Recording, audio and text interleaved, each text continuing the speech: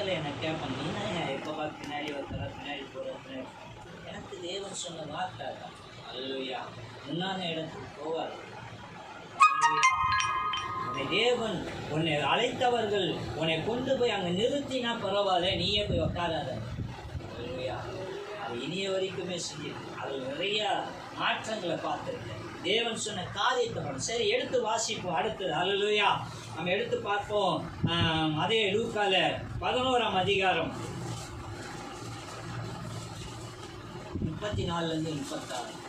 கண்ணானது சரீரத்தின் விளக்காய் இருக்கிறது. கண் தெளிவாய் இருந்தால் உன் சரீரம் முழுவதும் வெளிச்சமாய் இருக்கும். கண் கெடாது இருந்தால் உன் சரீரம் முழுவதும் இருளாய் இருக்கும். ஆகையால் உன்னில் உள்ள வெளிச்சம் இருக்கும். உன் கண் கெட்டதா இருந்தால் சரீரம் முழுவதும் இருளாய் இருக்கும். ஆகையால் வெளிச்சம் படிக்கு எச்சரிக்கையாயிரு. உன் சரீரம் ஒரு புறத்திலும் இருள் அடைந்திராமல் முழுவதும் வெளிச்சமாயிருந்தால் ஒரு விளக்கு தன் பிரகாசத்தினாலே உனக்கு வெளிச்சம் கொடுக்கிறது போல உன் சரீரம் முழுவதும் வெளிச்சமாயிருக்கும் என்றார். ஆமென். அல்லேலூயா. உன் கண் அல்லேலூயா. உன் கண் சரீரத்தில் விளக்காய் இருந்தால் அல்லேலூயா, வெளிச்சமாக இருந்தால் அல்லேலூயா, அது என்ன செய்யுமா? சரீரம் முழுவதையும் நீங்கள் இந்த வசனத்தை எப்படி நீங்கள் பார்த்து நீங்கள் புரியுதான்னு தெரியல. இப்போ நம்ம என்ன வெளியே போகிறோம், நல்லா துணிமணி போட்டுக்கிறோம், தலைவாரம். கண்ணாடிக்கு முன்னாடி இல்லாமல் நீங்கள் எப்பயாவது அப்படியே போயிருக்கீங்களா? ஒரு நாள் இல்லை. ஏன் நம்ம பண்ணதெல்லாம் கரெக்டாக இருக்குதா அப்படின்னு பார்ப்போம்ல. ஆனால் அப்படி பார்த்தும் நம்ம இடத்துல ஏதோ ஒரு குறை இருக்கும். என்ன இடத்துல இருந்தது என்ன இருந்துச்சு அப்படின்னு சொன்னால், நான் உங்களுக்கு தெரியும், அந்த கலர் ட்ரெஸ் போடுறதுக்கு முன்பாக இது ஒயிட் ட்ரெஸ் போடுறதுக்கு முன்னாடி கலர் ட்ரெஸ் போடணும். ஜீன்ஸ் பேண்ட்டு, டிஷர்ட் எல்லாம் போடுவேன். அப்போது எல்லாமே என்கிட்ட ஜீன்ஸாக தான் இருக்கும். அன்றைக்கி பார்த்தேன் எல்லாம், அதாவது கிறிஸ்மஸ்க்கு நான் ட்ரெஸ் எடுக்க போகும்போது கருப்பு, ப்ளூ இதெல்லாம் இருக்குது. வேறு எதனா கலராக இருக்கான்னா, அந்த ஏதோ காக்கி கலரில் லெகின்ஸ் ஜீன்ஸுன்னு ஒன்று சொன்னோம். சரி, இன்னும் வாங்கிட்டேங்க. வாங்கிட்டு போட்டு போயிட்டேன். ஒரு நாள் அதை போட்டு ஒரு மேரேஜுக்கு போனாங்க.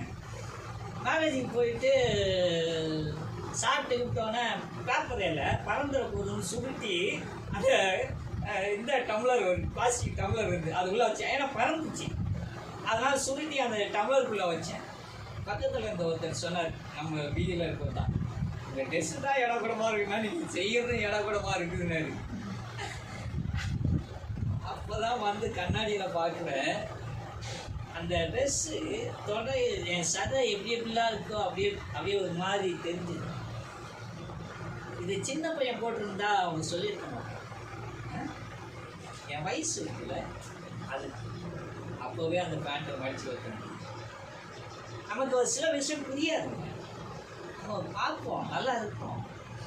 ஆனால் அது எங்கே ஒரு இடத்துல ஒரு விஷயம் நம்மளை மற்றவங்க சொல்கிறதுக்கு வந்து ஒருவேளை நான் அதை போடாமல் அதை கவனித்து செஞ்சுதான் அவர் அந்த வார்த்தை சொல்லியிருக்க மாட்டாங்க.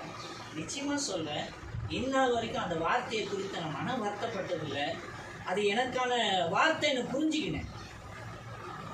எந்த மனுஷன் நீதிமானுங்க, அதில் நீதிமான் ஒருவனுமே இல்லை. நம்ம இடத்துல நான் பார்த்தது என்னன்னா, எல்லா கலர்லையும் இந்த கலர்லாம் இருக்குது, வேற ஒரு கலர்னு நினச்சேன், அது ஒரு வேற துணின்னு நினச்சேன், அவ்வளோதான்.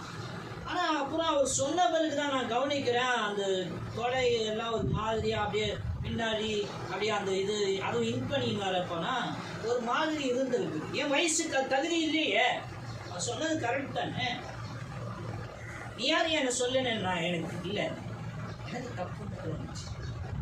அல்லேலூயா. இப்படியே நிறைய விஷயங்கள் நம்ம கவனித்தும் நம்ம கண்ணுக்கு புறப்படாத நிறைய விஷயங்கள் இருக்கு. ஏன்னா நம்ம யாரு தேவனுடைய பிள்ளைகள். அல்லேலூயா. எப்படி பெண்களை நம்ம சொல்லுகிறோமோ ட்ரெஸ்ஸு ஒழுங்காக இருக்கணும்னு சொல்லி ஆண்களுக்கும் அது. அல்லேலூயா. கரெக்டான ஆடைகள் அணிய வேண்டியது அவசியம். அல்லேலூயா. அப்போ நம்ம இடத்துல அந்த குறை இருக்குது. அப்போ அந்த குறை என்ன செய்யணும்னா என்னை சின்ன பையனாவே கொண்டு போகும். இதே இடத்துல ஒரு தவறு செய்ய வைக்கும் இல்லையா? தவறு செய்ய வைக்கும். அப்போ அதை நான் சரி செய்து நான் மூத்தவன் என்று சொல்லி எண்ணம் எனக்குள்ள வரும்போது தான், என்னை கவனிக்கும் போது தான், என் கண்ணை நான் சரியா வெளிச்சமா வச்சிருக்கும் போது தான் என்னுடைய குறைகள் என்ன செய்யணும் எனக்கு தெரியாது. அல்லேலூயா. ஒருவேளை நான் அதை அவர் சொல்லி நான் கேட்காம இருந்தா என் கண்ணு எப்படியா இருக்கும்? இருளடைஞ்சதா தானே இருக்கும். அல்லேலூயா. ஆமென். அந்த காரியம் நம்ம இடத்துல வரணும் அப்படின்னு சொன்னா, ஏன்னா தேவன் முந்தினவர்களை விட்டு உன்னையும் என்னையும் தேவன் தெரிந்து கொண்டார். அல்லேலூயா. அந்த ஸ்தானத்துக்கு நம்ம வந்திருக்கிறோம். அல்லேலூயா. ஆனா ஆண்டவர் ஏதோ ஆள் இல்லைன்னு உன்னை வர வச்சேன்னு விடுறவர் இல்லை. அல்லேலூயா. அந்த ஒரு இடத்துல அவர் நல்ல விஷயங்களை எதிர்பார்க்கிறார். அல்லேலூயா. சரி, எடுத்து வாசிப்போம். மார்க்கு சுவிசேஷம் 7ஆம் அதிகாரம்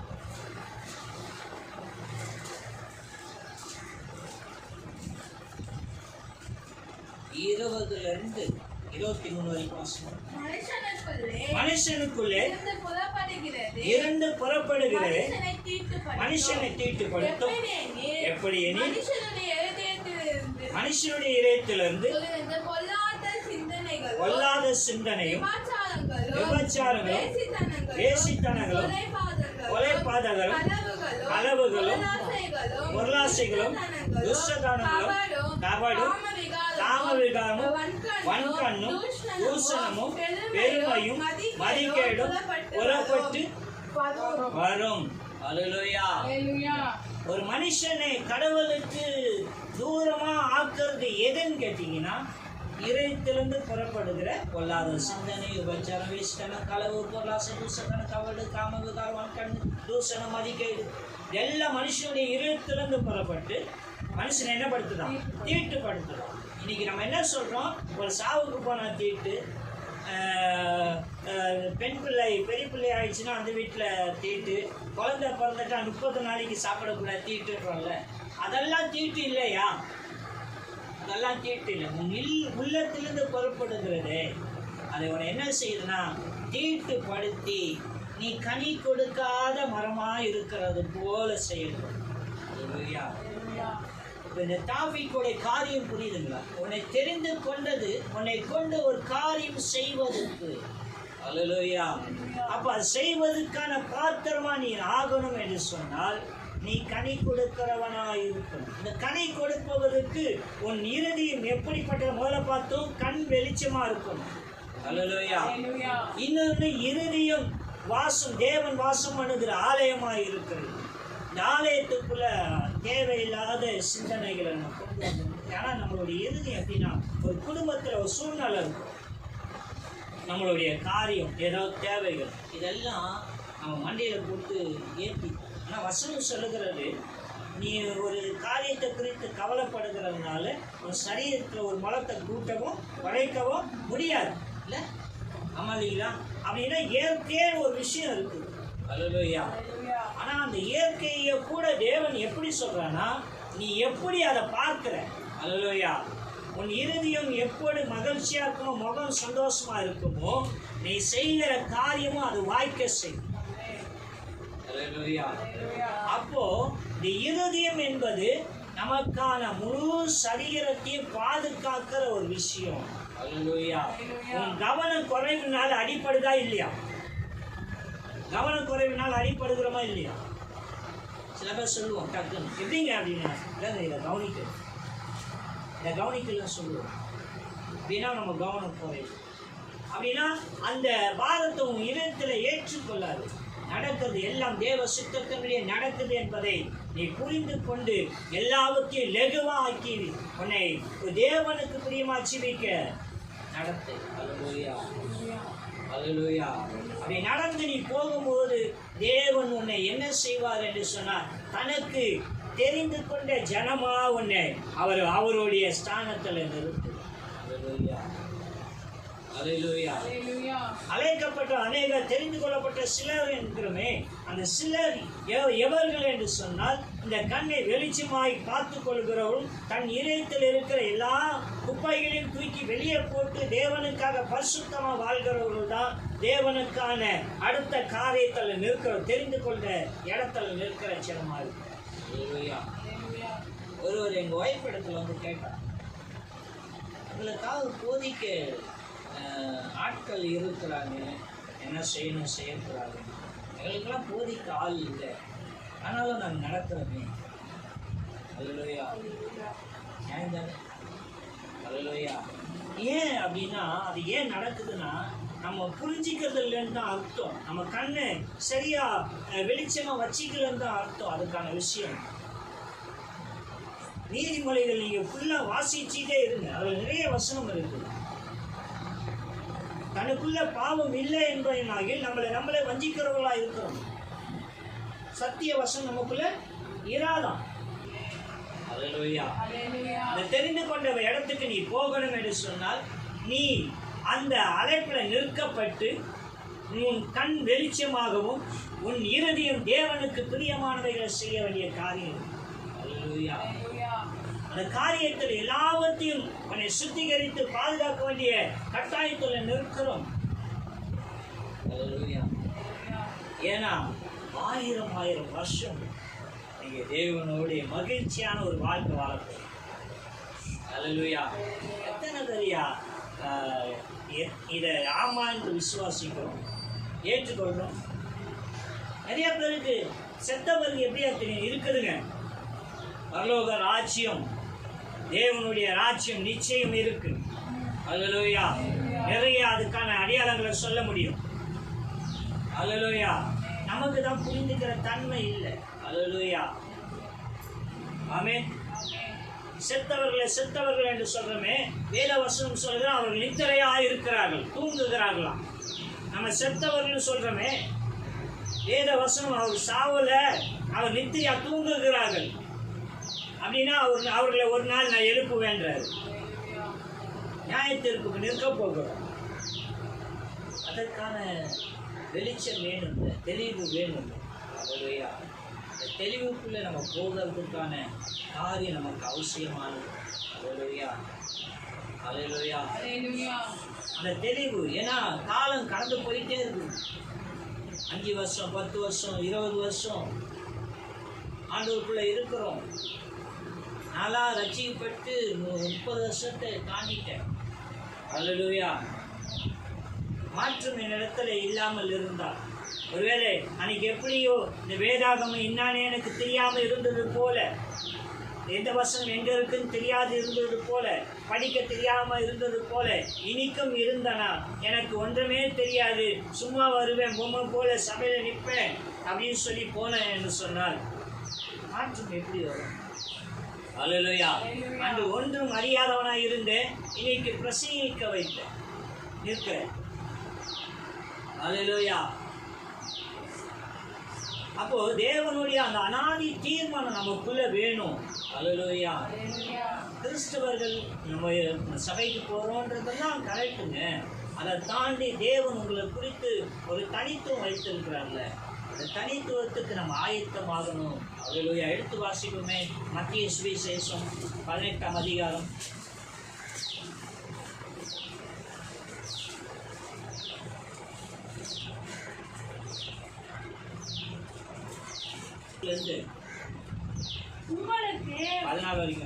உங்களுக்கு எப்படி தோன்றுகிறது?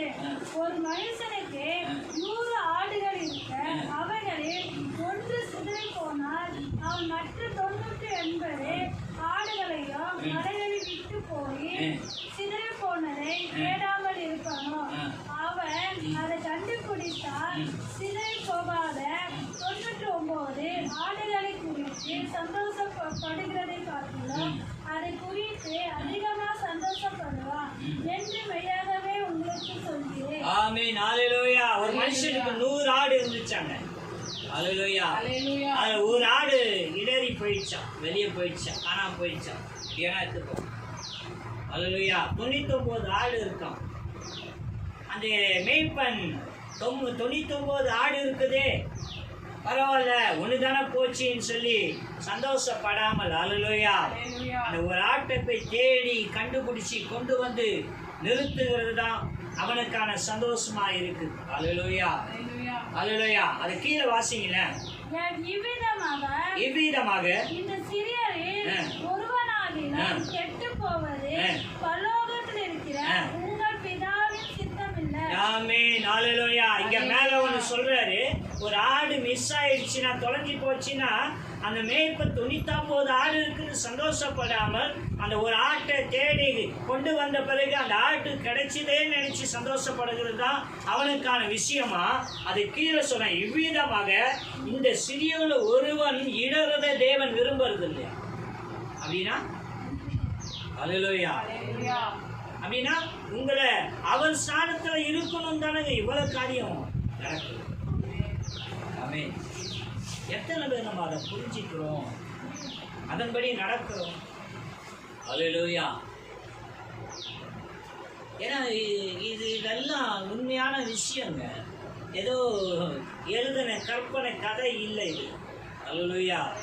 வாழ்க்கையில நடந்த சம்பவங்கள், அல்லேலூயா, வாழ்க்கையில நடந்த காரியங்கள் இதுதான். அல்லேலூயா. அதான் தேவனுடைய வார்த்தை சொல்லுகிறது.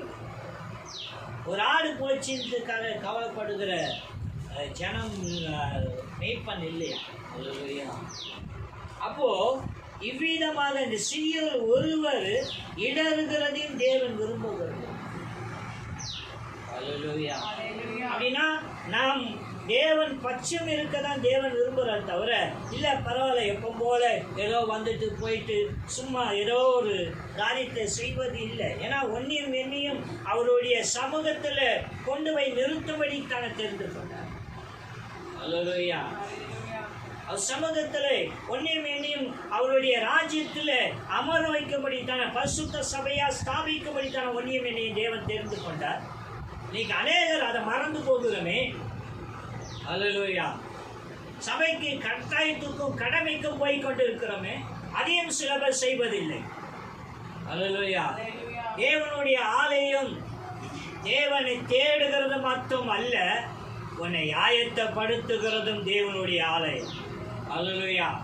நீ தேவ ஆலயத்துக்கு வரும்போது பரிசுத்தமாக்கப்படுகிறாய், தகுதியாக்கப்படுகிறாய், தேவ வசனத்தினால் நிரப்பப்படுகிறாய்.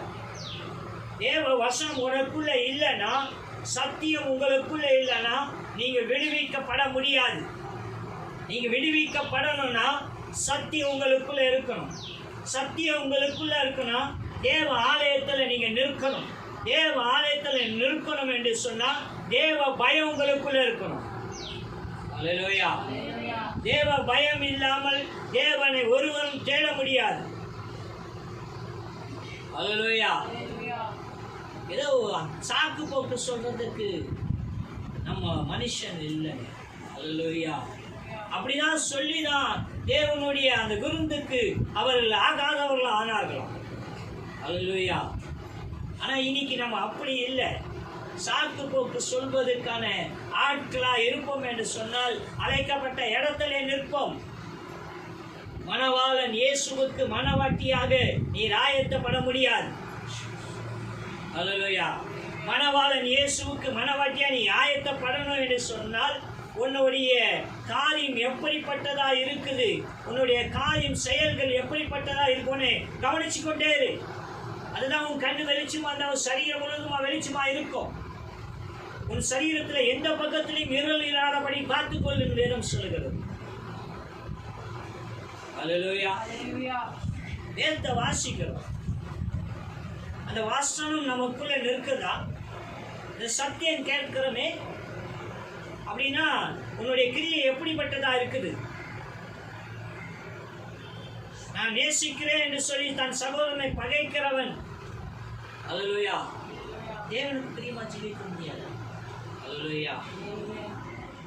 அப்படின்னா நம்மளுடைய ஜீவியம் நீ நினைக்கலாம் இங்கே நான் இறங்கி போனோமான்னு. போன வாரம் நம்ம பார்த்தோம், தரிசனம் நிறைவேறுவதற்கு யோசேப்பு இறங்கி போனா. அல்லேலூயா. தரிசனம் நிறைவேறிருக்கு. அல்லேலூயா. நீ நினைக்கலாம் இறங்கி போறேன். இல்லை இல்லை, நீ இறங்குனா தேவன் உன்னை உயர்த்துகிறவராய். அல்லேலூயா. ஆனா நாம் உயரணும்னு நினைச்சா நம்ம தாழ்ந்துக்கும். வசனமா தான் சொல்லும், தன்னைத்தானே உயர்த்துகிறவன் தாழ்த்தப்படுவான். அல்லேலூயா. தன்னைத்தானே தாழ்த்துகிறவன் உயர்த்தும். அப்படின்னா நீ தேவனுடைய சமூகத்துல, தேவனுடைய அழைப்புக்கு, தேவனுடைய பிள்ளையா, தேவனுடைய பாத்திரமா இருக்கணும்னு சொன்னா ஏதோ ஒரு கடமை இல்லை. அல்லேலூயா. உனக்கான அழைப்பு இருந்துகிட்டே இருக்கணும். தெரிந்து கொள்ள நீ யோசித்து இரவும் பகலும் உனக்கு நேரம் கொடுக்கப்பட்டது. ஆண்டவருக்கு பிரியமா நம்ம என்ன செய்யலாம்? ரொம்ப இன்னைக்கு அப்படி ஆயிப்போச்சு. அதான் சொல்றேன்ல, கைப்பிரதி கொடுக்க போறேன், ஆளுக்கு ஒன்று சொன்னாங்க, போங்க ஏன்? அல்லேலூயா. யோபு மனுஷனை வாசிக்கிறமே, எல்லாவற்றையும் இழந்தாலும் கர்த்தருக்காக வைராக்கியமா நின்றானுங்களா? மனைவி சொல்றா, உன் தேவனை தூசித்து உன் ஜீவனை விடுன்றா. யோபு சொல்றான், தேவனிடத்துல இருந்து நன்மை பெற்ற நாம் தீமையை அனுபவிக்க கூடாது. அல்லேலூயா. அப்படின்னா எல்லாமே தேவன் நமக்கு தந்தது. எது நடந்தாலும் அவருடைய நோக்கம் போயிட்டே இருக்கு. அல்லேலூயா. நீங்க போகும்போது தேவ சித்தம், தேவனுடைய அநாதி தீர்மானம், தேவன் ஒவ்வொரு காரியமும் நடையில மாற்றிக்கொண்டே இருப்பான். அல்லேலூயா. அதுதான் தேவனுடைய செயல். அல்லேலூயா. எந்த இடத்துலையும் நம்ம இப்படி போகணும் அப்படி இல்லை. தேவனுடைய நோக்கம் ஒன்று இருக்கு. நீ எப்படி போகணும்னு சொல்லி, என்ன செய்யணும்னு சொல்லி. அல்லேலூயா. சீசர்கள் கூடவே இருந்து கேட்கிறாங்க, பரலோக ராஜ்யத்துல யார் பெரியவனா இருப்பான்? அல்லேலூயா. எவன் ஒருவன் தன்னை தானே தாழ்த்தி எல்லாருக்கும் பணிவிடை செய்கிறானோ அவனே பெரியவனா இருப்பான். அல்லேலூயா. அப்படின்னா நமக்கான விஷயம் புரியல. அல்லேலூயா. நான் உண்மையாலே சொல்றேங்க, என்னை குறித்து பேசுவதற்கோ தெரிந்து கொள்வதற்கோ இல்லவே இல்லை. நான் அனுபவிச்ச விஷயங்கள் அப்படி. ஏன்னா நான் ஊழியக்காரன் என்பதுக்கு எனக்குள்ள வருவதற்கு அநேக வருஷங்கள் ஆச்சு. அல்லேலூயா.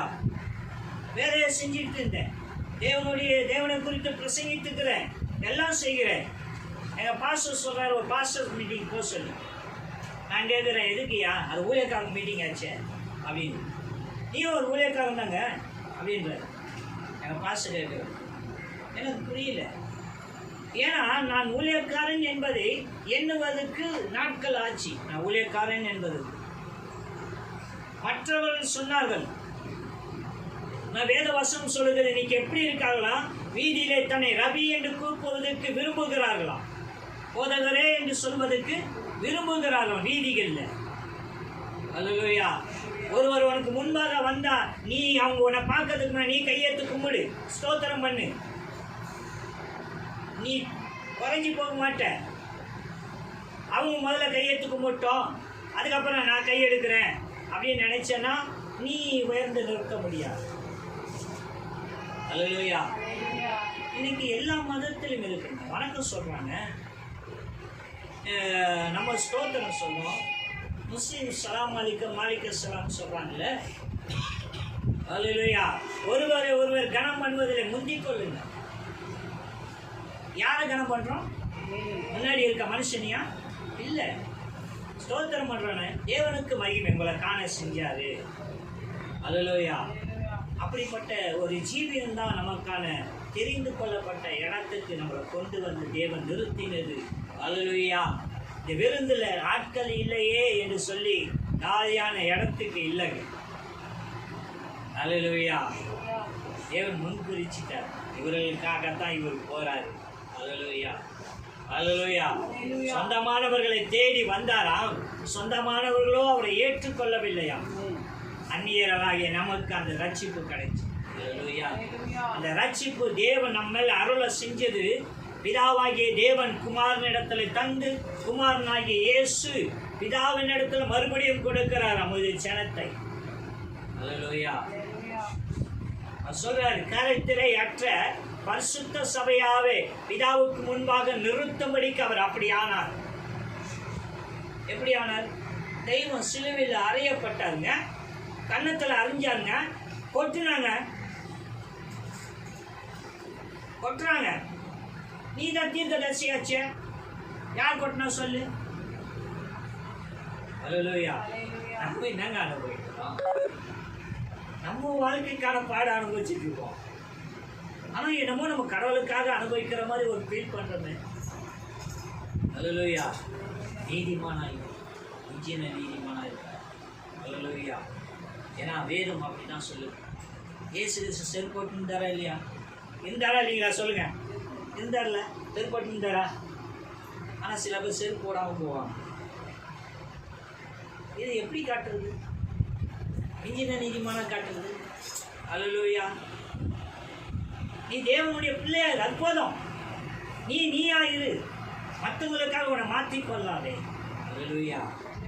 தேவன் உன்னை அழைத்தார்ல, ஒரு அழைப்பு, தரிசனம், முன்குறிப்பு, உன்னை தெரிந்து கொண்டு வந்து தன் கல்யாண விருந்தில் நிறுத்தி இருக்கிறாரே. எதற்காக அப்படின்னு சொன்னா, உன்னை அவர் பட்சத்தில் வச்சிருக்கணும். அல்லேலூயா. அந்த அழைப்பு கேட்ட பாத்திரமா நடப்போம் என்று சொன்னா நிச்சயமா நம்ம அநேகருக்கு கனி கொடுக்கிற பாத்திரமா தேவ நாமம் மையப்படும், தேவ நாமம் உயர்த்தப்படும். ஏன்னா காலம் சமீபமா இருக்கு. இன்னும் நம்ம காலத்தை வீணாக்காதபடிக்கு அல்லேலூயா தேவனுடைய அநாதி தீர்மானத்துக்கு நம்ம பாத்திரராக இருப்போம். இந்த தேவன் இங்கே கொண்டு வந்தார், தேவனுடைய சித்தத்தை நான் செய்ய போகிறேன் என்று சொல்லி அல்லேலூயா நீ செய்வோம் என்று சொன்னால் நிச்சயமா சமீபத்தில் ஒரு ஊழியக்கார் ஃபோன் பண்ணி ஒரு சில காரியங்களை என் இடத்துல கேட்டார். இது எப்படி இது அப்படின்னு சொன்னேன். நான் மனுஷனை பார்க்கவில்லை, அல்லேலூயா தேவனை பார்த்து ஊழியம் செய். எது நடந்தாலும் அல்லேலூயா இங்கே சபை வரும் என்று என்னுடைய கற்பனை இல்லை, என்னுடைய யோசனை இல்லை. தேவன் கொண்டு வந்து நிறுத்தினார்ல, அல்லேலூயா அவர் சித்தத்தை அவர் செய்வார் அப்படின்னு சொன்னார். அல்லேலூயா. இன்னுமே என்கிட்ட சில ஊழியக்காரன் கேட்குறேன். அல்லேலூயா. ஆண்டவர் பேசுகிறாருன்னு சொல்லிங்களே, ஐயா எப்படி பேசுகிறாரு? வேதத்திலையா அப்படின்றார். நான் சொல்கிறேன் இல்லை, அவருடைய குரல் எனக்கு கேட்குதுன்ற. அல்லேலூயா. அவர் பேசுகிறத நான் கேட்குறேன். எத்தனை பேர் நம்பினாலும் சரி நம்பாட்டாலும் தான் இதுதான் சத்தியம். கர்த்தர் என்னோட பேசுகிறதை நான் அநேக தரம் கேட்கிறேன். அல்லேலூயா. எத்தனை விஷயங்கள் நான் ஒரு மனுஷனிடத்துல சொல்கிறேன் ஒரு காரியத்தை, அவர் எனக்கு எப்படி பதில் கொடுப்பாரோ அப்படி ஒரு நாள் மன வேதனையோடு ஒரு ஊழியக்கார இடத்துல நான் போய் சொன்னேன், ஏன் எனக்கு தேவை இது இருக்கு ஊழியத்துக்கு அப்படின்னு சொல்லி. என்னையா போய் ஒரு 20,000 ரூபாய்க்கு நீ வந்து இப்படி சொல்றிய, 4 லட்சம் கணக்கில் சொல்லு பண்ணி மீட்டிங் நடத்துகிறேன்னு. இந்த சமூகத்தில் ரூப் போடல, மண்ணு தர, இந்த இடத்துல வந்து முழங்கால் படிட்டு அழுத. ஒரு ஊழியக்காரங்கிட்ட சொன்னாண்டவர், அவர் எனக்காக ஜெபம் பண்ணுவார்னு சொல்லி அவர் என்னை இவ்வளோ மட்டமாக பேசிட்டாரு. 20,000 ரூபாய்க்கு வந்து நிற்கிறியே, நான் லட்சக்கணக்கில் சொல்லு பண்ணேன்னு சொல்லி. அல்லேலூயா. ஆனால் ஆண்டவர் சொல்றார் பதிலுக்கு, நான் கேட்குறேன், எனக்கு சத்தம் கேட்குது, நீ கவலைப்படாத. அவன் 1 லட்சம் ரூபா லட்சக்கணக்கில் சொல்லு பண்ணி ப்ரேயர் மீட்டிங் நடத்தினாலும் அதில் 1 ரூபா காசு அவனுக்குரியதில்லை, மற்றவங்கிட்ட கலெக்ட் பண்ணி நடத்துகிறான். ஆனால் நீயோ செலவு பண்ணுகிற ஒரு ரூபாவும் உனக்குரியது என்று சொல்லி கர்த்தர் என்னோட பேசும். இந்த வார்த்தை எனக்கு வருதுங்க. எப்படி கேட்கும்? யார் இருக்கிறா பக்கத்தில்? மனுஷன் சொல்வதுக்கு, நான் சொல்வதுக்கு பதில் வருது. இது என்னுடைய கற்பனையா? அல்லது எத்தனை விஷயங்கள் தரிசனம் 2015 வெள்ளத்துக்கு தரிசனம் வருது. நான் எனக்கு முன்பாக ஒரு சீரியல் பார்க்குறேன், மழை கொட்டி தண்ணி பூமியெல்லாம் நிரம்பி நிற்கிறது. அல்லேலூயா. ஆண்டவரிடத்துல கேட்குறேன், இது நீர் காண்பிக்கிறதா என்னுடைய கற்பனையானு? கர்த்தர் சொல்ற, நான் தான் காண்பிக்கிறேன். அதுக்கான அடையாளம் என்னன்னாரு, நீ டிவி சேனல் இந்த வருஷம் மழையை குறித்து என்ன சொன்னாங்கன்னாரு, இந்த வருஷம் மழை நம்ம எதிர்பார்க்கிற அளவுக்கு இருக்காது நாங்கள். ஆனால் இப்போ என்ன சொல்றாங்க, 3 மாதம் பெய்ய வேண்டிய மழை 3 நாளில் பெஞ்சுது. இது 2015 செய்தி. முன்னாடி பார்த்தீங்கன்னா இதில் செய்தியில் இருக்கும். அல்லேலூயா. நம்ம வருஷம் எதிர்பார்க்கிற மழை 2015 வராதுன்னு சொன்ன லூயிஸ், அதுக்கப்புறம் சொல்றாங்க 3 மாதம் பெய்ய வேண்டிய மழை 3 நாளில் பெஞ்சுதான். சரி, இப்போ என்ன ஆண்டவரை பண்ணிட்டோன்னு கேட்டேன். இந்த மழையை நிறுத்தபடிக்க ஜெபம் பண்ணினாரு. ஜெபம் பண்ண அதுக்கப்புறம் ஒரு மழை பெஞ்சுது. அந்த மழையோடைய அளவு என்னன்னு கேட்டா 3 நாள் பெஞ்ச மழை ஒரே நாள்ல பெஞ்சுது. ஆண்டவரத்தில் கேட்குறேன், என்ன ஆண்டவர் ஜெபமனை வச்சு மழையை பெய்ய வச்சு ஆண்டவர் சொல்றாரு, நீதிமான்களுடைய ஜெபம் அழிவை நிறுத்துகிறது என்று சொன்னார். அல்லேலூயா. இந்த 2018 கிளிப்பை இங்க பாத்தீங்கன்னா எத்தனையோ பேர் இறங்கி செயல்பட்டாங்க. சில வாலிபர்கள் இறந்தே போனாங்க ஜனங்களை காப்பாத்துறேன்னு சொல்லி. மனித நேயம்